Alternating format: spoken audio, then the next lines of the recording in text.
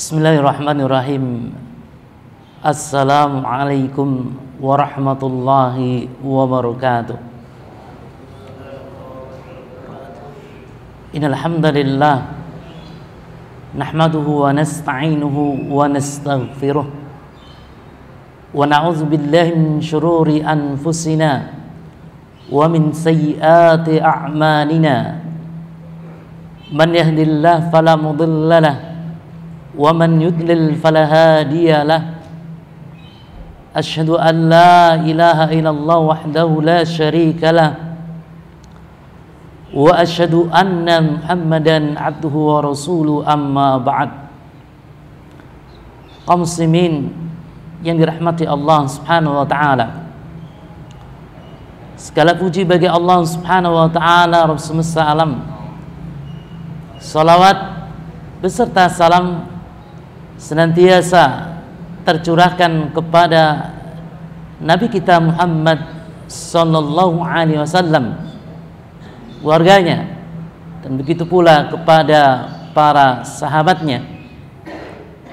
Kaum muslimin yang dirahmati Allah Subhanahu wa taala, insyaallah di kesempatan yang berbahagia kali ini kita sama-sama akan mengkaji, kita sama-sama akan membahas tentang kehujan dan kedudukan sunnah Rasulullah sallallahu alaihi wasallam.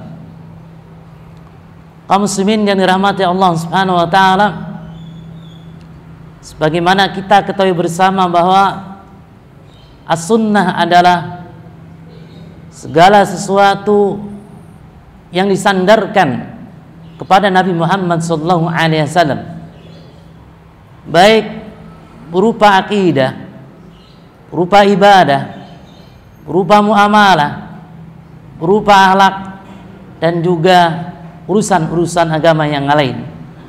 Intinya as-sunnah adalah ajaran yang dibawa oleh Rasulullah sallallahu alaihi wasallam.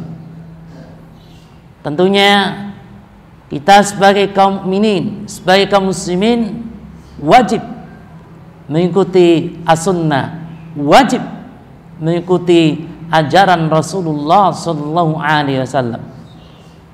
Namun di masa ini ada aliran yang menyimpang, ada aliran yang sesat berdasarkan fatwa MUI, bahwa aliran ini aliran yang mengingkari as-sunnah Rasulullah sallallahu alaihi wasallam.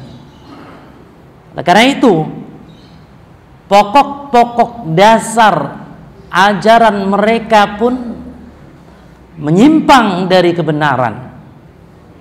Di antaranya adalah mereka tidak percaya kepada hadis Rasulullah sallallahu alaihi wasallam. Bahkan mereka berpendapat bahwa hadis Rasulullah sallallahu alaihi wasallam itu buatan orang-orang Yahudi, dan hadis Rasulullah sallallahu alaihi wasallam itu dibuat oleh Yahudi dalam rangka menghancurkan Islam. Tentu ini pernyataan yang menyimpang.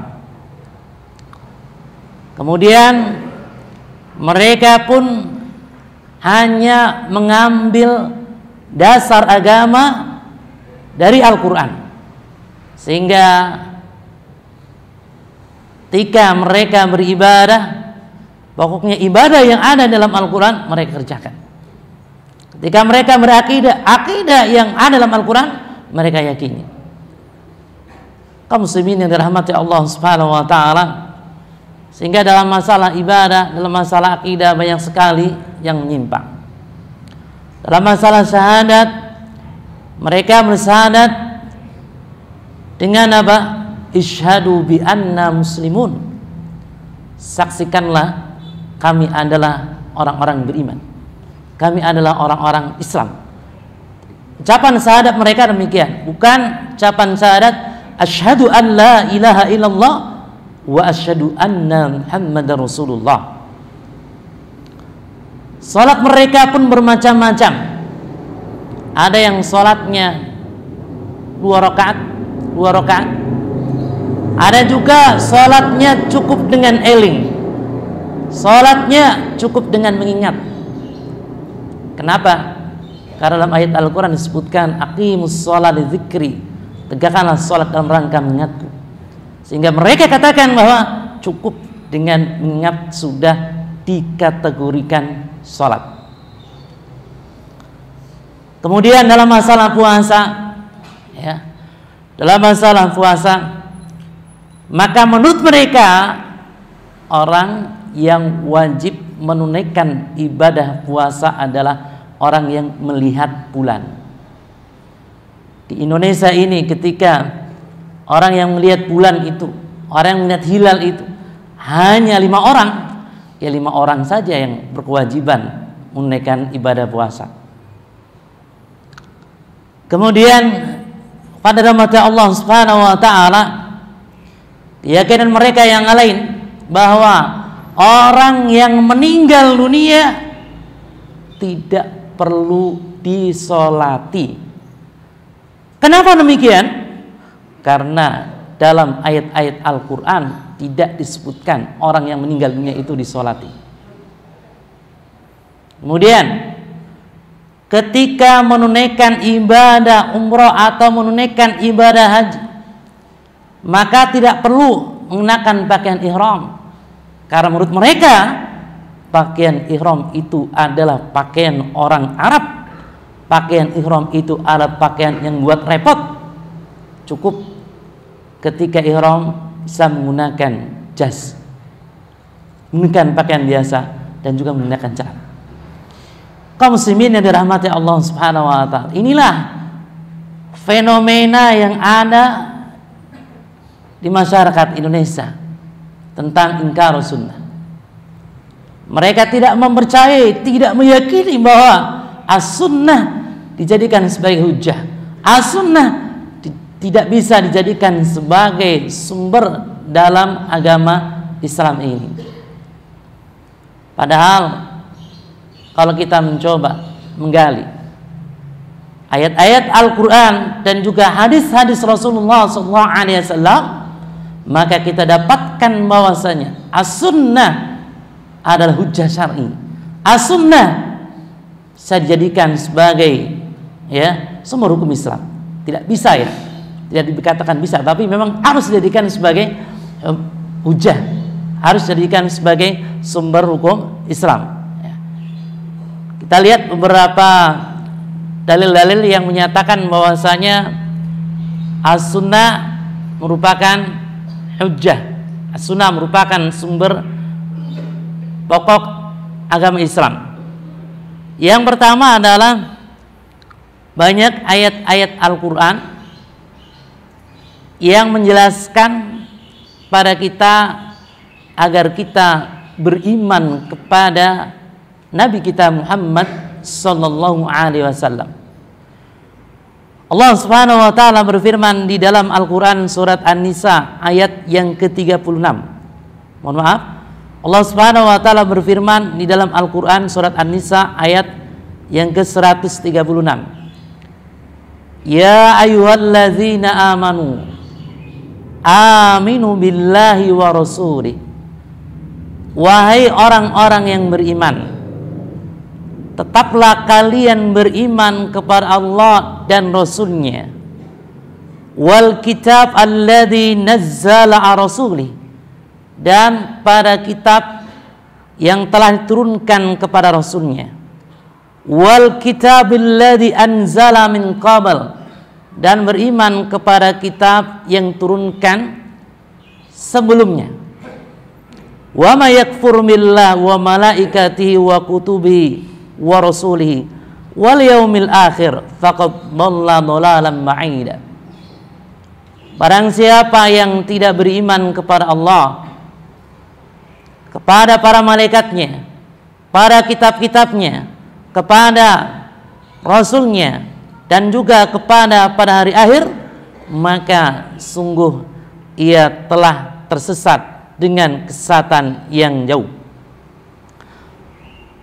Kaum muslimin yang dirahmati Allah Subhanahu wa taala, dalam tafsir Al-Muyassar disebutkan bahwa wahai orang-orang yang beriman kepada Allah dan juga beriman kepada Rasul-Nya, serta orang-orang yang menjalankan syariat ini, hendaklah kalian tetap dalam keadaan beriman kepada Allah, dan hendaklah kalian tetap beriman kepada Rasul-Nya Muhammad sallallahu alaihi wasallam, dan hendaklah kalian senantiasa taat kepada Allah Subhanahu wa taala dan juga kepada Rasul-Nya sallallahu alaihi wasallam. Nah, kemudian Allah Subhanahu wa taala jelaskan bahwa barang siapa yang kafir kepada Allah, tidak beriman kepada Allah Subhanahu wa taala, tidak beriman kepada malaikat-malaikatnya yang dimuliakan, tidak beriman kepada kitab-kitabnya yang diturunkan sebagai petunjuk bagi makhluknya, tidak beriman kepada para rasul yang Allah telah pilih mereka, dan juga tidak beriman kepada hari kebangkitan, maka orang tersebut telah keluar dari Islam dan orang tersebut jauh dari jalan kebenaran sejauh-jauhnya. Ingkar sunnah tadi, ketika mereka tidak percaya dengan as-sunnah, ketika mereka tidak menjadikan as-sunnah sebagai sumber hukum Islam, maka mereka menyimpang, mereka tersesat. Kaum muslimin yang dirahmati Allah Subhanahu wa taala, sebaliknya, siapa saja yang mengikuti as-sunnah, mengikuti petunjuk Rasulullah sallallahu alaihi wasallam, maka mereka akan mendapatkan petunjuk dari Allah Subhanahu wa ta'ala. Ya.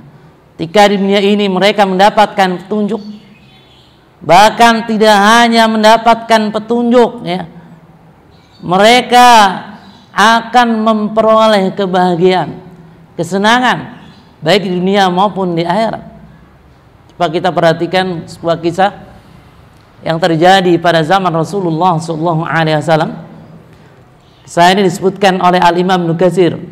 Ketika Al-Imam Ibnu Katsir rahimahullah menafsirkan Al-Quran surat Al-Ahzab ayat yang ke-36, Ibnu Katsir rahimahullah membawakan hadis yang diriwayatkan oleh Imam Ahmad bahwa kanatil ansar idza kana li ahadin ayn lam yatazawwaj hatta ya'lam hal Nabi sallallahu alaihi wasallam fi haja am la. Faqala Rasulullah sallallahu alaihi wasallam rajulin min ansar zawwijni ibnatak, qala na'am, wa qaramatun ya Rasulullah wa na'matun ainin wa na'matu ainin. Faqala inni lastu uriduha nafsi. Qal faliman ya Rasulullah, qala li Julaibib. Kebiasaan yang terjadi di masa Rasulullah SAW, para sahabat Rasulullah SAW ketika mereka memiliki putri yang mana putri mereka belum menikah, mereka berharap sekali agar putri mereka dinikahi oleh Rasulullah SAW. Suatu hari beliau sallallahu alaihi wasallam mendatangi seorang sahabat Ansor. Kemudian kata Rasulullah sallallahu alaihi wasallam, nikahkan putriku olehku. Kemudian sahabat Ansor tersebut bertanya kepada Rasulullah sallallahu alaihi wasallam, "Wahai Rasulullah, untuk siapa wahai Rasul? Apakah untuk diri engkau sendiri ataukah untuk yang lainnya?" Maka Rasulullah SAW jawab, untuk Julaibib. Jadi aku ingin melamar putri engkau kemudian aku nikahkan putri engkau untuk Julaibib. Maka kata sahabat Ansor ini, wa Rasulullah, syawir ummaha, kalau begitu aku ingin bermusyawarah dengan istriku. Bagaimana Rasulullah? Silakan. Akhirnya sahabat Ansor ini mendatangi istrinya. Wahai istriku, Rasulullah SAW ingin menikahkan putri kita. Kata istrinya, wah ini suatu kemuliaan, suatu kehormatan, suatu kebahagiaan. Namun untuk siapa? Apakah untuk diri Rasulullah SAW sendiri ataukah untuk orang lain? Maka kata suaminya, untuk Julaibib. Istrinya menjawab, kalau begitu aku akan menolak. Kalau untuk Julaibib aku akan menerima. Dalam riwayat yang lain disebutkan, putri saja sudah banyak yang meminang, fulan, kita tolak. Kok ini datang Julaibib ya, ingin ya menikahi putri kita, ya, nggak mau. Kemudian di balik kamar, ya, rupanya sang putri mendengar perbincangan antara ayah dan ibundanya. Ya, keluar dari kamarnya, kemudian ia berkata, apa yang kalian berdua perbincangkan, wahai ayah, wahai ibu?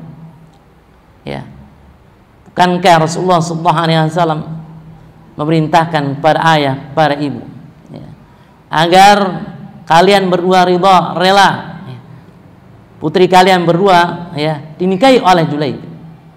Saya setuju terhadap usulan Rasulullah SAW, karena ketika Rasulullah SAW memerintahkan sesuatu, pasti kita tidak akan disia-siakan selama-lamanya. Kemudian pada mata Allah Subhanahu Wa Taala, akhirnya ya sang ayah pun membawa putrinya ke hadapan Rasulullah SAW. Wah Rasulullah, ini putri saya serahkan urusan putri saya kepada anda. Akhirnya apa? Rasulullah SAW menikahkan putri sahabat Ansor tersebut dengan Julaibib. Setelah berapa lama kemudian Rasulullah SAW mengadakan sebuah peperangan. Julaibib berangkat berjihad di jalan Allah Subhanahu Wa Taala. Singkat cerita, ketika selesai peperangan, maka Rasulullah SAW beserta dengan para sahabat mencari para syuhada yang gugur. Kemudian beliau SAW berkata kepada para sahabat, hal tafkiduna min ahad, apakah kalian hilang seorang? Maka para sahabat mengatakan, nafkitu fulan wa afkitu fulan wa Rasulullah, kami kehilangan fulan dan kami kehilangan fulan yang lain. Unduru hal tafkiduna min ahad. Kemudian Rasulullah SAW tanya kepada mereka, coba perhatikan, apakah kalian kehilangan seorang selain yang disebutkan oleh kalian? Kemudian kata mereka, la, lakinni afkidu Julaiban, akan tetapi aku kehilangan Julaibib. Dari tadi aku mencari Julaibib, aku tidak mendapatkannya. Ayo cari Julaibib. Kemudian para sahabat Rasulullah SAW menjumpai Julaibib, ya, di mana Julaibib berada di samping 7 orang kaum musyrikin. Qad qatalahum summa qatalahum, ya. Mereka menyatakan bahwa 7 orang musyrik itu telah membunuh Julaibib dan Julaibib membunuh mereka. Ya. Qalu ya Rasulullah ma huwa za ila jambi sab'ah qad qatalahum summa qataluh. Mereka menunjukkan kepada Rasulullah SAW, ya Rasulullah, coba kita saksikan Julaibib. Ini Julaibib nih, di samping 7 orang musyrik. Mereka telah membunuh Julaibib dan Julaibib berhasil membunuh mereka. Masya Allah. Kaum muslimin yang dirahmati Allah Subhanahu Wa Taala. Kemudian akhirnya Rasulullah SAW meletakkan Julaibib di lengannya. Lalu setelah itu Julaibib dikubur tanpa disolati. Setelah Julaibib wafat, istri Julaibib menjadi seorang wanita yang paling dermawan di kalangan orang-orang Ansor. Orang yang paling gemar bersedekah, dan istri Julaibib ini tidak pernah mengalami kesengsaraan dalam kehidupannya, karena istri Julaibib mendapatkan doa dari Rasulullah SAW. Allahumma sabba 'alila khaira sabba, ya Allah curahkanlah kebaikan kepadanya dengan sebesar-besarnya. Wala taj'al 'aishaha qadda, dan janganlah engkau jadikan ia mengalami kesulitan dalam kehidupannya. Hadirin yang dirahmati Allah Subhanahu wa taala. Dari sini orang-orang yang mereka komitmen dengan as-sunnah, mengikuti ajaran sunnah Rasulullah SAW, Allah akan curahkan kebahagiaan pada mereka, kebahagiaan di dunia dan juga kebahagiaan di akhirat kelak. Yang kedua, dalil yang menunjukkan tentang hujan sunnah, sunan jadikan sebagai sumber hukum dalam Islam adalah kewajiban bagi kita untuk membalikan perkara-perkara dalam masalah yang pokok dan masalah yang cabang kepada Allah Subhanahu wa taala dan juga kepada Rasulnya sallallahu alaihi wasallam. Jadi ketika kita mengalami perselisihan, ya, mengalami perbedaan pendapat, maka kembalilah kepada Allah. Maksudnya adalah kembali kepada Al-Quran dan juga kembalilah kepada Rasulullah SAW. Maksudnya adalah kembali kepada as-sunnah, kembali kepada al-hadith. Allah Subhanahu wa taala berfirman di dalam Al-Quran, surat An-Nisa ayat yang ke-59, ya ayyuhalladzina amanu ati'ullaha wa ati'ur rasula wa ul amri minkum. Wahai orang-orang yang beriman, taatilah Allah dan juga taatilah Rasulnya serta ulul amri di antara kalian. Al-Imam Ibnu Qayyim rahimahullah mengatakan bahwa ati'ullaha wa ati'ur rasul, kata-kata ati'u, taatilah, ini diulang. Ya. Kenapa demikian? Karena ketaatan kepada Allah dan juga ketaatan kepada Rasulnya sallallahu alaihi wasallam merupakan ketaatan yang mutlak, ketaatan yang tidak bisa ditawar-tawar. Kemudian walil amri minkum, dan ulil amri di antara kalian, pemimpin di antara kalian. Ya, ulil amri minkum, kata-katanya tidak diulang. Ati'u ulil amri minkum. Ya. Kata-kata ati'u ini tidak diulang pada kalimat ulil amri minkum. Kenapa? Karena ketaatan kepada ulil amri hanya pada perkara yang ma'ruf. Disebutkan oleh Imam Bukhari, ya, di mana Imam Ibnu Katsir rahimahullah meriwayatkannya, pernah terjadi pada masa Rasulullah sallallahu alaihi wasallam bahwa Rasulullah sallallahu alaihi wasallam memimpin pasukan khusus. Pasukan khusus tersebut dipimpin oleh seorang sahabat Ansor, ya, untuk berjuang di jalan Allah Subhanahu wa taala, berjihad di jalan Allah Subhanahu wa taala. Kemudian di tengah-tengah jalan sang komandan ini, ya, memerintahkan kepada pasukannya sesuatu, namun mereka tidak menaatinya. Kata sang komandan, bukankah Rasulullah SAW telah memerintahkan kepada kalian agar kalian menaatiku? Kalau begitu, ya, aku perintahkan kepada kalian agar kalian mengumpulkan kayu bakar. Ya, akhirnya kayu bakar dikumpulkan. Kemudian sahabat Ansor tersebut, ya, nyalakan api. Api tersebut berkobar. Kemudian kata sahabat Ansor, hendaklah kalian masuk ke dalam api ini. Ya. Mereka tidak mau memasukinya. Kemudian ada seorang pemuda berkata, kalau begitu kita jangan terburu-buru, kita laporkan perkara ini kepada Rasulullah sallallahu alaihi wasallam. Ya. Jangan sampai kita masuk api. nanti kita mati konyol ya. Akhirnya mereka pulang, mereka melaporkan kepada Rasulullah sallallahu alaihi wasallam. Maka Rasulullah sallallahu alaihi wasallam menjelaskan, innamat ta'atu fil ma'ruf. Ketaatan itu hanya pada kebajikan. Komandan kalian memerintahkan kepada kalian agar kalian masuk api neraka, ini agar kalian masuk api ya. Ini perintah maksiat. Jangan taati. Kemudian Allah Subhanahu wa taala lanjutkan, fa in tanaza'tum fi syai'in faruddu ila Allah wa rasuli ya.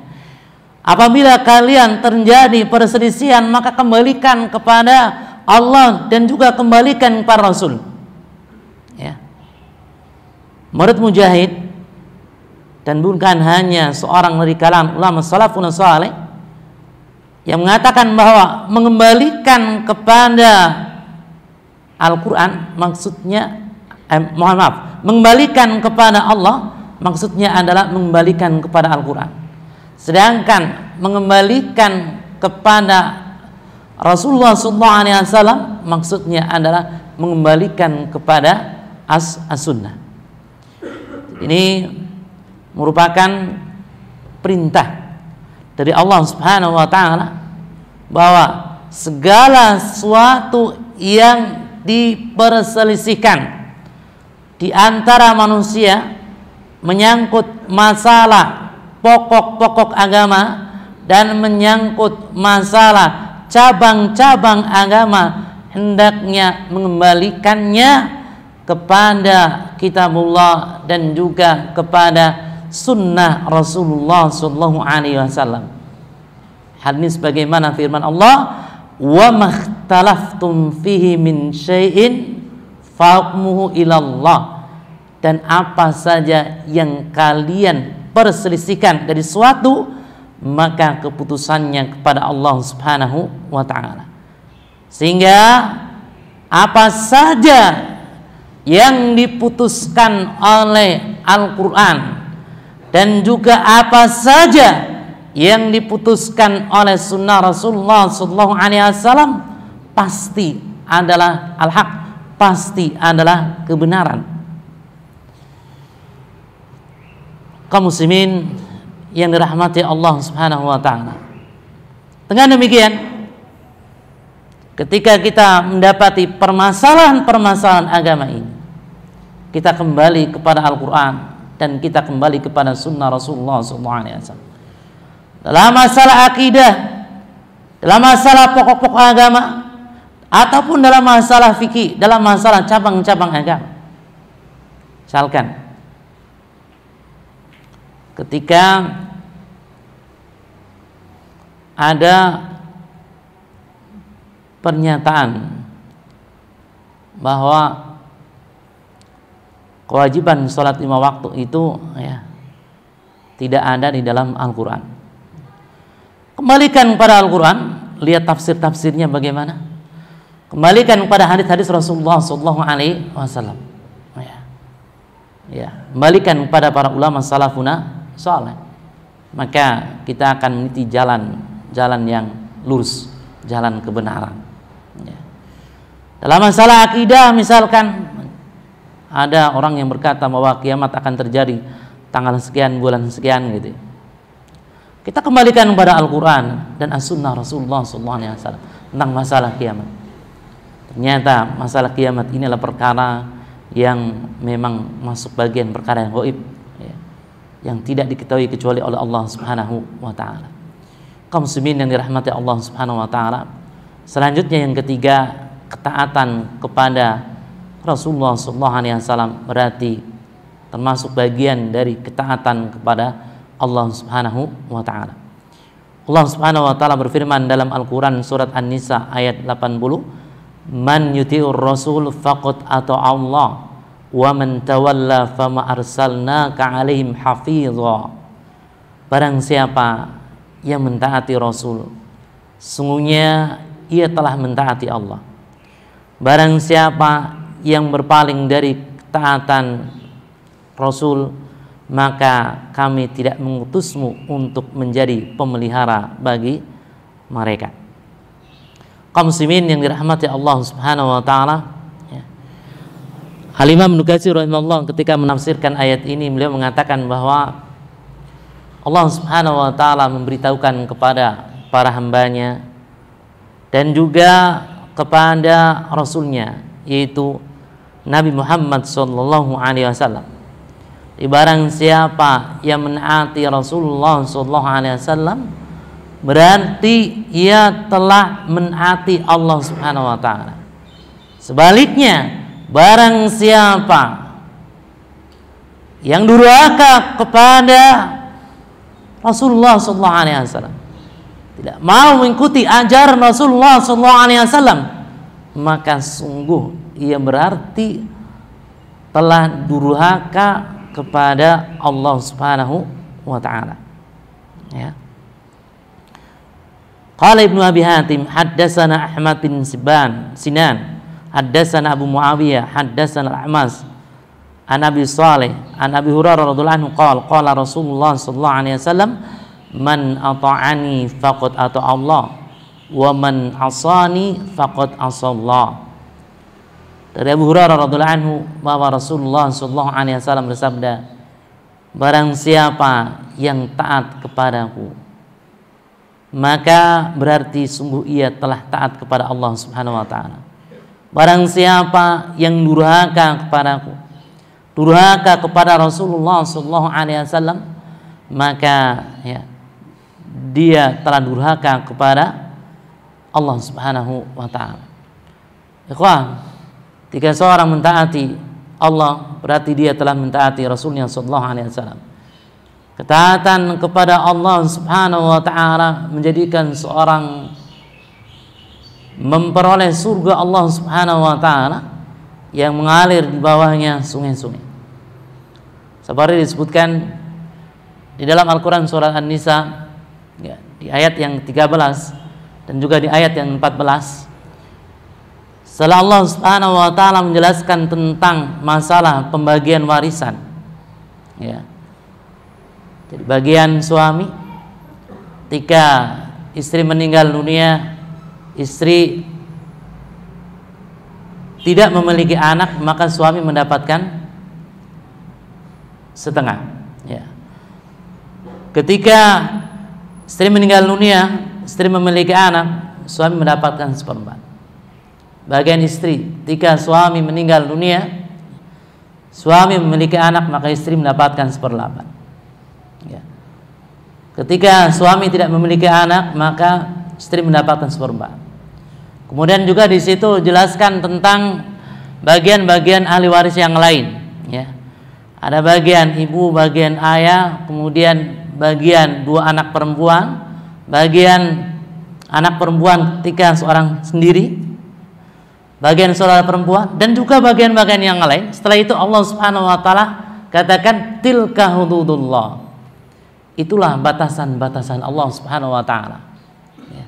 Barang siapa yang taat kepada Allah Subhanahu wa taala dan juga taat kepada Rasulnya sallallahu alaihi wasallam dalam masalah hukum warisan dan juga masalah-masalah yang lain, maka Allah Subhanahu wa taala berfirman, yudkhilhu jannatin tajri min tahtihal anhar. Maka Allah Subhanahu wa taala akan masukkan ia ke dalam surga, di mana surga tersebut di bawahnya terdapat sungai-sungai yang mengalir. Surga, kehidupan yang sangat indah sekali, kehidupan yang sangat menawan sekali. Di sana terdapat sungai Al-Kautsar, di mana air sungai Al-Kautsar itu warnanya lebih putih dari susu, rasanya lebih manis daripada madu.